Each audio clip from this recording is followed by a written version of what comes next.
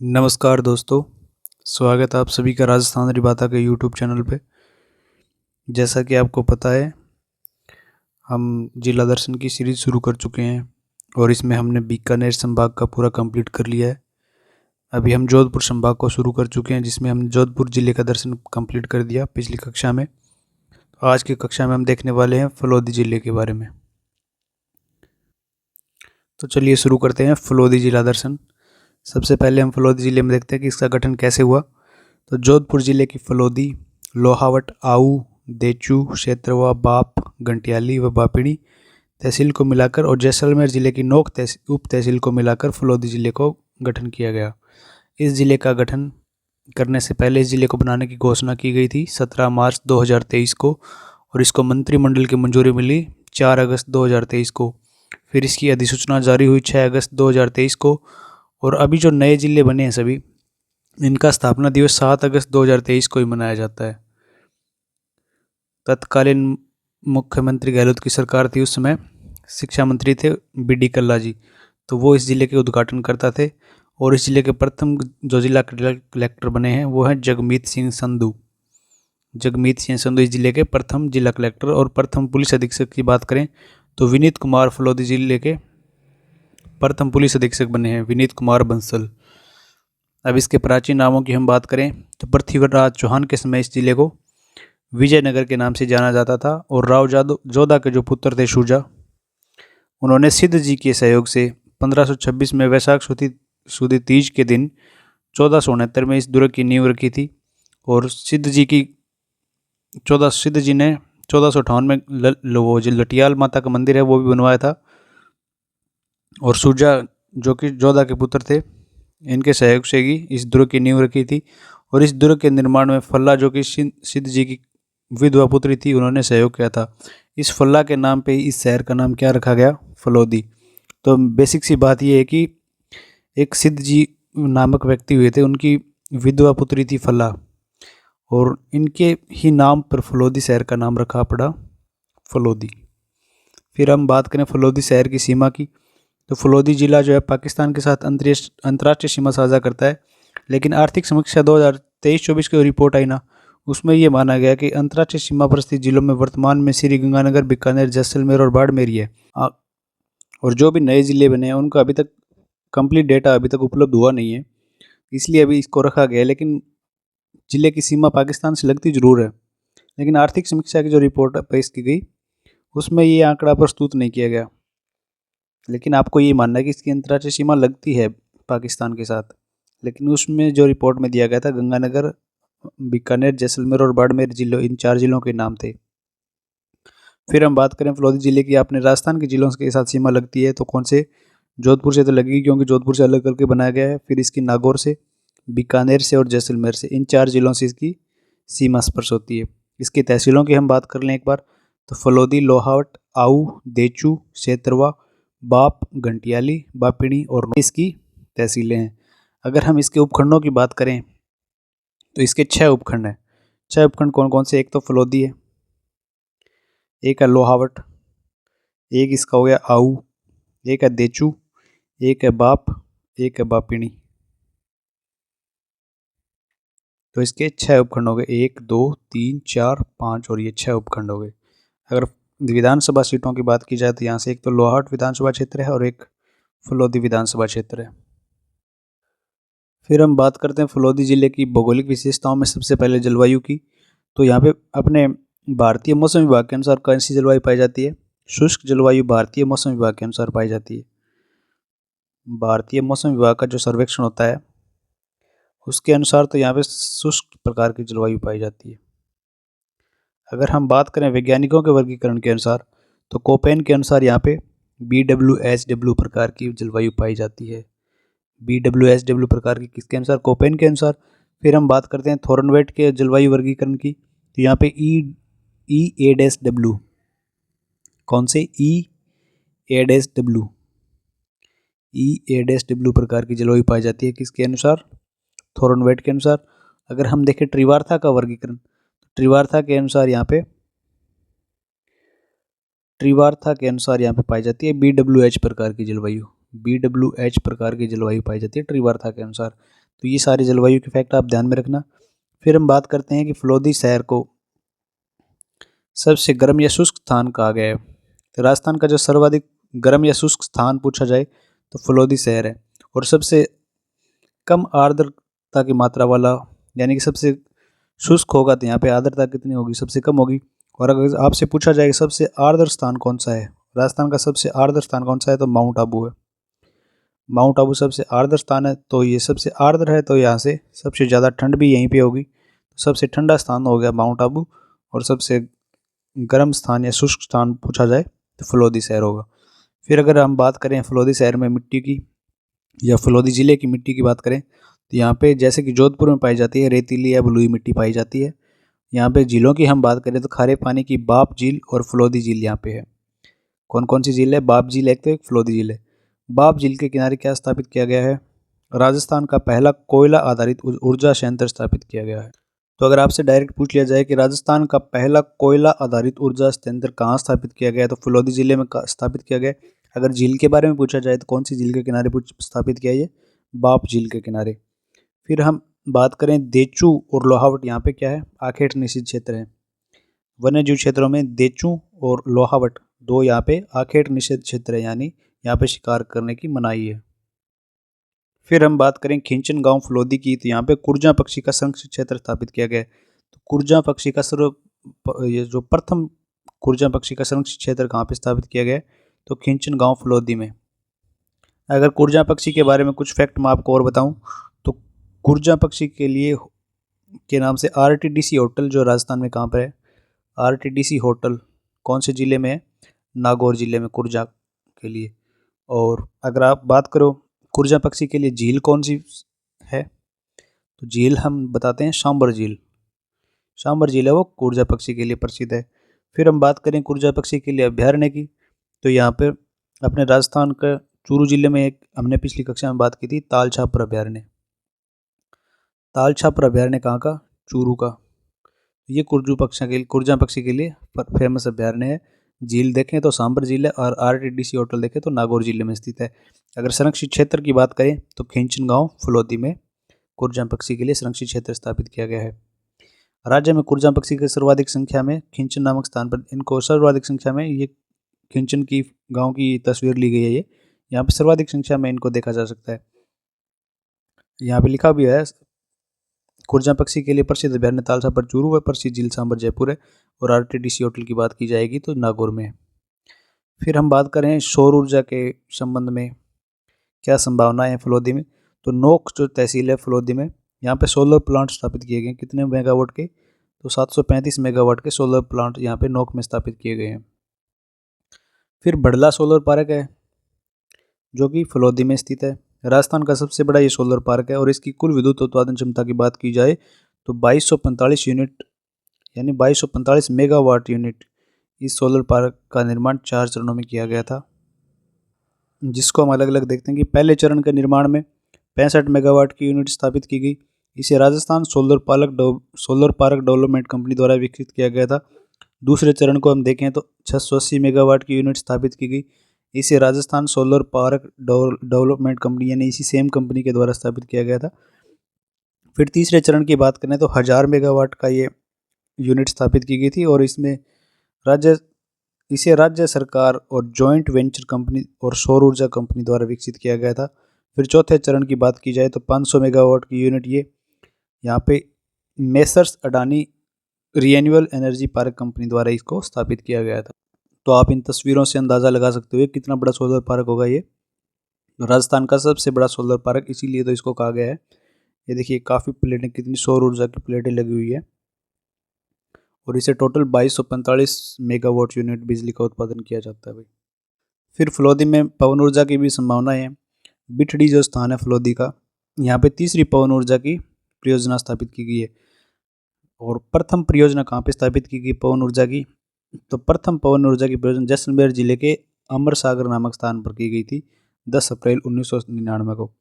फिर अगर आपसे पूछ लिया जाए, आपने पहली तो बता दी लेकिन दूसरी कहाँ पे स्थापित की गई, तो दूसरी परियोजना स्थापित की गई थी प्रतापगढ़ जिले में। प्रतापगढ़ जिले का एक गांव है देवगढ़। यहाँ पे स्थापित की गई। अगर आपसे पूछ लिया जाए कि पवन ऊर्जा की सबसे बड़ी परियोजना कौन सी है, तो सबसे बड़ी परियोजना पवन ऊर्जा की कौन सी है, तो ये है अपने सीकर में हर्ष पर्वत है। हर्ष पर्वत पर स्थापित की गई है राजस्थान की सबसे बड़ी पवन ऊर्जा की परियोजना। इसकी क्षमता पूछ ली जाए तो 25 मेगावाट इसकी क्षमता है। तो आप ये पवन ऊर्जा के फैक्ट भी ध्यान में रखना, कभी भी क्वेश्चन बन सकता है। इसके बाद हम देखें फलौदी जिले में पशुधन के बारे में, पशु संपदा के बारे में। तो ऊँट की एक गौमठ नस्ल है, वो कहाँ की फेमस है, फलौदी की फेमस है। और ये फेमस किस लिए है, ये सवारी के लिए जानी जाती है ऊँट की गौमठ नस्ल।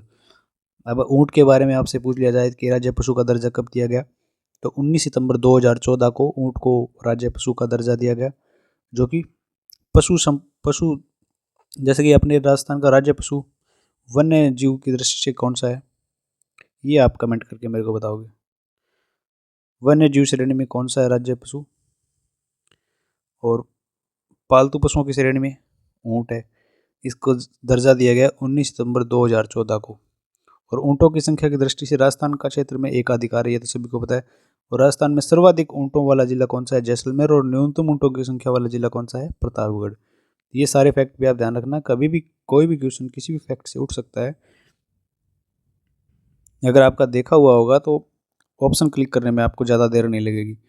फिर हम बात करते हैं फलौदी जिले में बाप बोल्डर्स की। तो फलौदी जिले में बाप स्थान पर पुराजीवी महाकल्प के प्री कैम्ब्रियन कार्बोनिफेरस काल के हिमनीकृत गोलाशय यानी जिसे मोरैन चट्टान कहते हैं, इनके अवशेष मिले हैं, जिसे हम बाप बोल्डर कहते हैं। इन चट्टानों पर हिमानी घर्षण के निशान मिले हैं। ये देखिए बाप बोल्डर के जो पत्थर मिले हैं वो फलौदी जिले में बाप स्थान पर मिले हैं। बाप स्थान पर मिलने के कारण को क्या गया है, बाप बोल्डर। अब इसके बाद हम फलौदी जिले के सांस्कृतिक परिदृश्य की बात करते हैं। तो इसमें सबसे पहले आते हैं लोक देवता पाबूजी महाराज। पाबूजी महाराज का जन्म कब हुआ, 1239 ईस्वी में। कहाँ पे हुआ, तो फलौदी जिले के कोलूमंड गांव में हुआ इनका जन्म। किस दिन हुआ, तो चैत्र अमावस्या को हुआ था। इनके पिता का नाम पूछा जाए तो धांधल जी था, और माता का नाम कमलादे था। इनकी बहन भी थी जिसका नाम पेमलदे था। इनकी बहन का विवाह तय किया गया था जिंदराव खिंची के साथ। कहाँ का था ये तो ये नागौर का रहने वाला था। इनके साथ इनकी बहन का विवाह किया गया था। पाबूजी को ऊँटों के लोक देवता के रूप में पूजा जाता है। इनको अगर हम बात करें, प्लेग रक्षक देवता भी कहते हैं इनको, हाड़ फाड़ के देवता भी कहते हैं, और गोरक्षक देवता के नाम से भी जाना जाता है। फिर पाबूजी को किसका अवतार माना गया है, तो इनको लक्ष्मण का अवतार माना गया है। एक ऊँट पालक जाति अपने राजस्थान की, रायका या रेवारी जाति जिसे कहते हैं, वो इन्हें अपना आराध्य देव मानती है। किनको, पाबूजी को। तो रायका या रेवारी देव जो जाति है इनको अपना आराध्य देवता मानती है। फिर इनका विवाह तय किया गया था अंबरकोट के राजा सूरजमल सोडा की पुत्री थी सुप्यारदे, जिसे हम फूलम देवी कहते हैं। इनसे विवाह हो ही रहा था कि फेरों के बीच में उठ के ये चले गए थे। चौथे फेरे में ये उठकर चले गए अपने बहनोई, जो इनका बहनोई थे जिंदराव खिंची, उनसे देवल चारणी की गाय छुड़ाने के लिए। देवल चारणी से ये अपने विवाह में कौन सी घोड़ी मांग के लाए थे, केसर कालमी नामक उनकी घोड़ी थी, वो उनको उनसे मांग कर लाए थे। और इनका जो इनके बहनोई के साथ जो विवाद था ना, वो भी इसी घोड़ी के कारण था, क्योंकि उनके बहनोई ने भी उनसे देवल चारणी से ये घोड़ी मांगी थी, और बाबूजी ने घोड़ी मांगी थी। उन्होंने जिंदराव को तो दी नहीं, और बाबूजी को ये घोड़ी दे दी थी। तो उनसे ये इसी कारण इनका आपस में जो विवाद था वो हुआ, और इसी के कारण उसने क्या किया, देवल चारणी की गायों को चुरा ली। और उन गायों को छुड़ाने के लिए फिर इन्होंने पाबूजी ने देचू गांव फलौदी है वहाँ पे युद्ध करते हुए वीरगति प्राप्त कर ली। वो समय था 1276 ईस्वी का। फिर पाबूजी की मुख्य पूजा स्थल की बात की जाए तो कोलू गांव में ही है। यहाँ प्रतिवर्ष चैत्र अमावस्या को इनका मेला भरता है। पाबूजी के पावड़े विशेष रूप से प्रसिद्ध है, और इन पावड़ों को किस यंत्र के साथ, माठ वाद्य यंत्र के साथ वादित किया जाता है। और बाबूजी की फड़ का वाचन रावण वाद्य यंत्र के साथ किया जाता है। और इनकी आराधना में नृत्य किया जाता है, वो है थाली नृत्य। और एक मोड़ जियासिया नामक लेखक हुए, उन्होंने पाबू प्रकाश ग्रंथ लिखा है। पाबूजी के जीवन पर एक महत्वपूर्ण ग्रंथ है। ये हैं पाबूजी महाराज। तस्वीर में आप देख सकते हो पाबूजी महाराज, ये इसके साथ श्री चांदो जी हैं, और ये डेम्बो जी हैं। फिर हम बात करें हैं अगले लोक देवता हड़बूजी महाराज की। तो इनका जन्म बेंडेल गांव नागौर में हुआ था। मेयाजी सांखड़ा के घर पे हुआ था। ये राव जोधा के समकालीन थे और ये हड़बूजी के क्या थे, मौसेरे भाई लगते थे। इनके गुरु का नाम बालीनाथ था। इनका मुख्य पूजा स्थल क्या है, बेंगटी फलोदी में। यहाँ क्या किया जाता है कि हड़बूजी के जो मंदिर है वहाँ पे इनके मंदिर का निर्माण करवाया गया था। सॉरी, बेंगटी गांव जो फलोदी का है, यहाँ पे महाराजा अजीत सिंह के द्वारा 1721 में इनके मंदिर का निर्माण किया गया। हड़बूजी 5 पीरों में से एक पीर है। 5 पीरों को आप जानते ही होंगे, पाबूजी, एक ट्रिक है इसकी, गोपा मेरा है, यानी गोगा जी, पाबूजी, मेहा जी, रामदेव जी और हड़बूजी। इस ट्रिक से आप 5 पीरों को याद रख सकते हो, गोपा मेरा है। तो ये 5 पीरों में भी आते हैं हड़बूजी। इनके मंदिर में पुजारी जो होते हैं वो सांखला राजपूत होते हैं। इनका वाहन है सियार और इनका मुख्य मंदिर बेंगटी में। हड़बूजी की यहाँ पे इनकी गाड़ी की पूजा की जाती है बेंगटी गांव में। और हड़बूजी को स्कून शास्त्र के ज्ञाता माना जाता है। फिर अगले लोक देवता की बात करते हैं यहाँ पे, तो मेहाजी मांगलिया। इनका जन्म हुआ था अपू गाँव जोधपुर में, गोपाल राज सांखला के घर पे हुआ था। लेकिन इनका मंदिर बना हुआ है बापिनी फलोदी में। यहाँ प्रतिवर्ष भाद्र कृष्ण अष्टमी को इनका मेला भरता है। इनके घोड़े का नाम पूछा जाए तो किरण कावड़ा इनके घोड़े का नाम था। और राजस्थान में इनके बारे में लोक मान्यता ऐसी है कि इनकी पूजा करने वाले बोपा वंश है उसकी वृद्धि नहीं होती, उनको अपना वंश गोद लेकर ही आगे पीढ़ी चलानी पड़ती है। फिर बात करते हैं रूपनाथ जी या जड़ा जी की। इनका जन्म भी कोलू गांव यानी कोलूमड़ फलोदी में हुआ था। इनके पिता का नाम बूढ़ो जी राठौड़ था और ये पाबू जी के भतीजे थे। इन्होंने फिर जिंदराव खिंची को मारकर पाबू जी की हत्या का बदला लिया था और हिमाचल प्रदेश में इनको बालकनाथ के रूप में पूजा जाता है।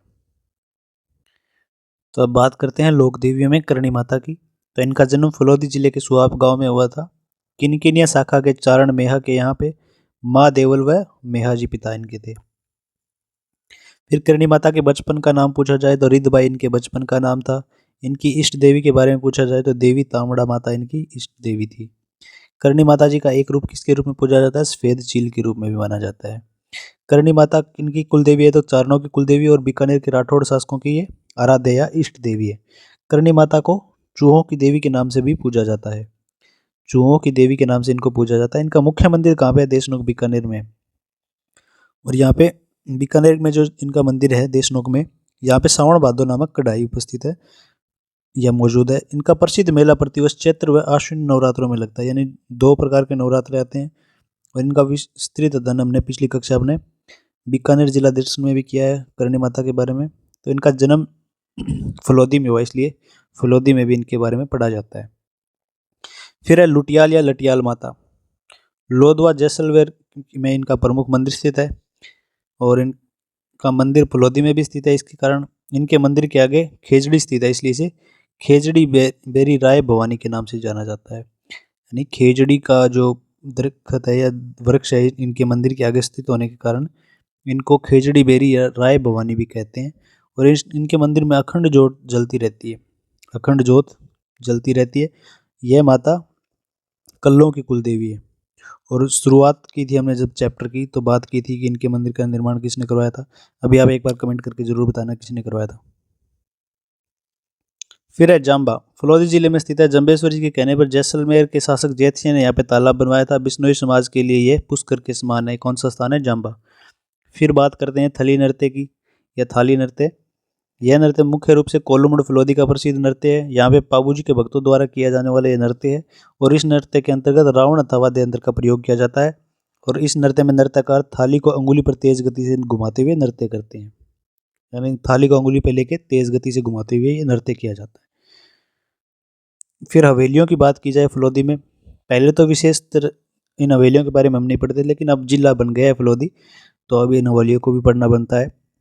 यहाँ पे एक लालचंद ढड्डा की हवेली, फिर है सांगीदास थानवी की हवेली, एक है मोतीलाल अमरचंद कोचर की हवेली, और एक है फूलचंद गोलछा की हवेली। तो ये 4 हवेलियाँ विशेष रूप से फलौदी जिले में स्थित है। फिर कुछ महत्वपूर्ण तथ्य जो बच जाते हैं उनकी बात करते हैं। तो नरवा खिंचियान गांव है, यहाँ पे राजस्थान का दूसरा सीमन बैंक स्थापित किया गया है। लेकिन फर्स्ट सीमन बैंक की पूछी जाए तो राजस्थान का फर्स्ट सीमन बैंक है वो स्थापित किया गया है बस्सी नगर जयपुर में। फिर एक राजस्थान का यहाँ फलौदी जिले का लरडिया गांव आता है। इस गांव को न्यू अमेरिका के नाम से जाना जाता है। बीकानेर व चूरू जिले के पश्चात फलौदी राज्य का तीसरा ऐसा स्थान बन गया जहाँ पे कोई भी नदी प्रवाहित नहीं होती है। तो नदी विहीन कितने जिले हो गए? 3 जिले हो गए। फिर लोहावट के युद्ध के बारे में जानकारी देखते हैं। फलौदी जिले में 1563 ईस्वी में मारवाड़ के शासक रावचंद्र सेन व मोटा राजा उदय सिंह के मध्य हुआ था और ये रावचंद्र सेन यहाँ पे विजयी रहे। तो ये फैक्ट आप हिस्ट्री में अच्छे तरीके से पढ़ते हो। बस थोड़ी सी बात की, लोहावट का क्षेत्र जो है फलौदी में आता है, तो यहाँ पे युद्ध हुआ था लोहावट का युद्ध। फिर रण या टाट या पलाया, इनके बारे में भी आप फलौदी में देखते हो। परंपरागत जल संरक्षण की विधि है। मरुस्थल में दलदली या लवणीय उपजाऊ भूमि को रण या टाट कहते हैं। और फलौदी में 2 प्रकार के रण हैं, 2 रण हैं सॉरी, एक तो बाप रण है और एक फलौदी रण है। बेसिकली होता क्या है, जब ये मिट्टी के टीले होते हैं यहाँ पे वर्षा जल इकट्ठा हो जाता है और कुछ भाग यहाँ पे दलदली सा बन जाता है। वर्षा जल इकट्ठा होने के कारण ये अस्थायी झील बनती है। इनको रण या टाट या पलाया कहते हैं। फिर एक फलौदी जिले का गांव आता है सेतरवा। सेतरवा क्षेत्र में यहाँ पे पत्थर की सैकड़ों खाने और यहाँ पे निकलने वाले पत्थर की पट्टियों को स्थानीय भाषा में छिण कहा जाता है। फिर बात आती है बाणासुर के शहीद। ये क्वेश्चन अपने रीट में पूछा गया था। रीट में सीधे ही पूछ लिया गया कि बाणासुर के शहीद के नाम से किसे जाना जाता है। तो ये मेजर शैतान सिंह भाटी थे, इनको जाना जाता है बाणासुर के शहीद के रूप में। 1 दिसंबर 1924 को इनका जन्म हुआ फलौदी जिले में। मृत्यु हुई 18 नवंबर 1962 में। 1962 में भारत चीन के युद्ध में मृत्यु उपरांत इन्हें परमवीर चक्र से भी सम्मानित किया गया। तो ये हैं बाणासुर के शहीद। तो इम्पोर्टेंट सभी फैक्ट के बारे में हमने फलौदी जिले की चर्चा कर ली है। आशा करता हूँ कि ये क्लास आपको पसंद आई होगी। अगर आपको कक्षा अच्छी लगी हो तो एक लाइक देके हमारा प्रोत्साहन बढ़ाइएगा, ताकि अगली क्लास भी हम इसी मोटिवेशन के साथ लेके आ सकें। और अगर आप लाइक करते हो, कमेंट करते हो, क्लास को शेयर करते हो, तो हमें भी थोड़ी एनर्जी मिलती है कि हाँ कुछ तो हम अच्छा कर रहे हैं और इससे भी और अच्छा करें, ताकि और प्रोत्साहन मिले हमें और मोटिवेशन मिले। तो आप किया कीजिएगा, लाइक किया कीजिए, कक्षा को शेयर किया कीजिए, कमेंट किया कीजिए।